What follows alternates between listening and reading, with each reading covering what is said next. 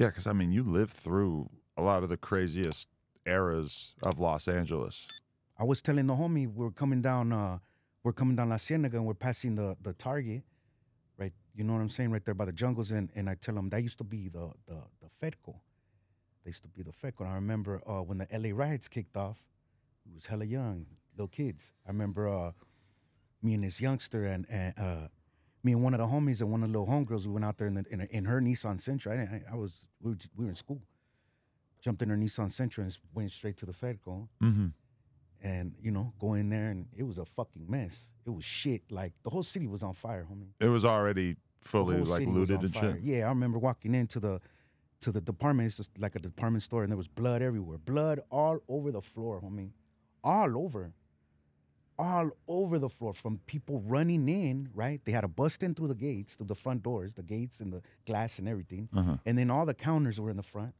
So they was busting in to get that stuff, right? So there was blood everywhere. So people were coming in, slipping, falling, cutting themselves, and that's where all the blood was from.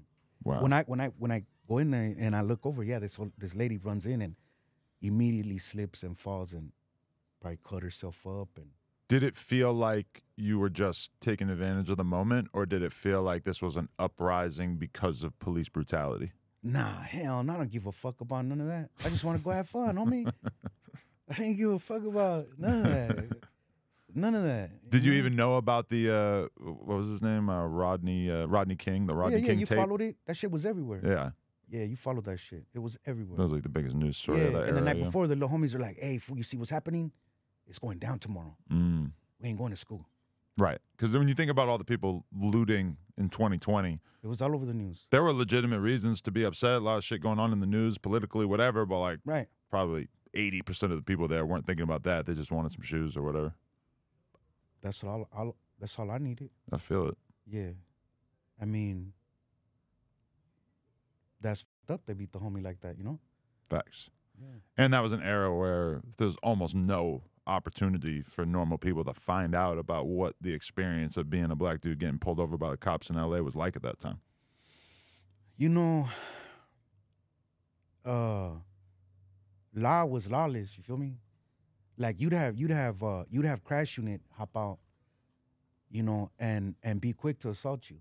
At least in you know, where I was at, Venice, you know, west of La Cienega, you know, crash would pull up on a particular day. We already knew the day the crash was coming. Mm-hmm.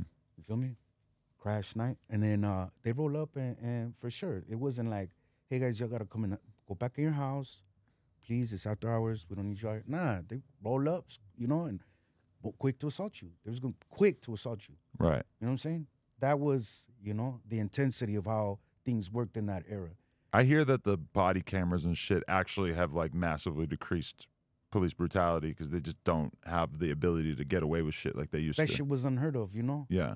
If there was cameras, I mean, I'm pretty sure a lot of homies would have been unscathed by a good ass whooping or a good batoning, or, you know, they do all kind of interesting things, you know, pull you back from your hands, bend you all the way back, put the flashlight in your back, and have you stand there for a good 5 minutes, you feel me?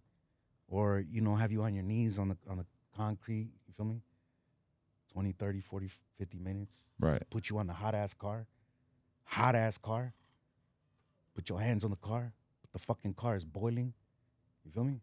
And doesn't that now, if that was captured on body camera, that just sounds like the most viral fucking Twitter clip of the week of like, oh, that cop's getting dragged in front of his supervisor. He's gonna lose his job, et cetera. And so all these cops now, ideal situation, I'm not sure it's always like this, but all of them kind of like live under that fear of like getting dragged in there. Getting told on. Yeah. Tables have turned. The era of the snitches. The iPhone was a good step, but then the body cameras is like the best step. But then you hear about them not having it on, and of course, so that kind of shit. I don't know how they police that exactly. Yeah. So yeah, it was, you know, it was a little different. Things are different, but you know, you embrace the little homies, you embrace change, and like you said, if you don't embrace change, then you're an old head that ain't catching up with the times and moving with progress. You feel me? Whether you like it or not. Mm-hmm. That's just the way it is, you know. Definitely. Yeah. So you were raised by your mom, or was your dad around as well? Yeah, God bless my mom and my dad, hardworking